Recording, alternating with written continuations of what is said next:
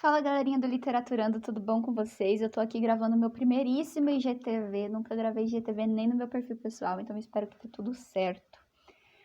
Hoje eu vou falar pra vocês sobre essa literatura aqui super famosa nacionalmente e internacionalmente, O Cortiço, do escritor Aloysio Azevedo.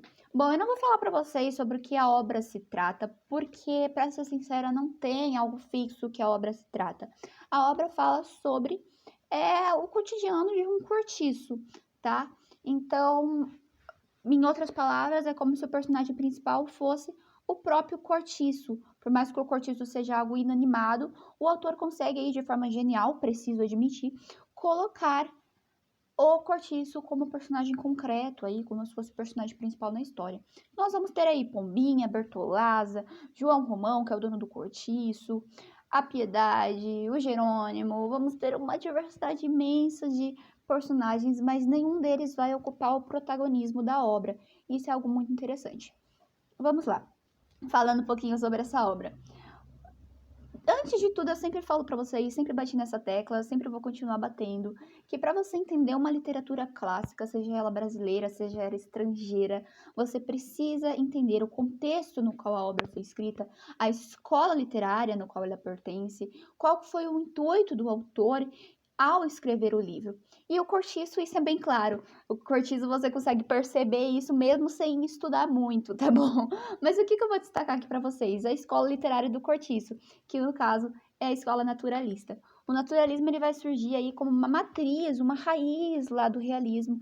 O realismo ele vai ter como intuito criticar o romantismo, né? Nós tínhamos o romantismo, aquela romantização exacerbada, então vai vir o realismo, vai tentar criticar isso, mas expondo o realismo de uma forma assim, expondo, vou tratar de uma forma realista, sem tanta, aquela romantização. E daí vem a raiz, né, dele, que no caso é o naturalismo, é aquela ovelha negra, sabe, da família, e ele vai vir falando sobre a maior degradação moral da sociedade, o tanto que a sociedade pode ser corrupta, má e várias outras coisas. Então, esse é o intuito do Cortiço, assim como de todas as obras naturalistas, é expor a degradação moral humana. Então, nesse livro você vai encontrar de tudo, de todos os tipos de degradação moral humana naquela época e nessa época ainda, tá?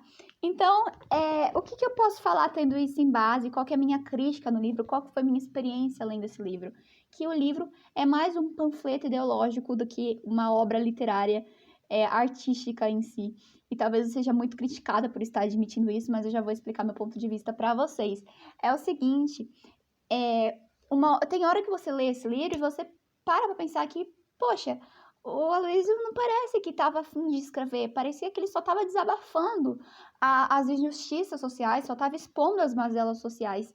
Então, o livro, o que acontece? Ele acaba virando um panfleto ideológico, uma panfletagem ideológica ao invés de virar arte.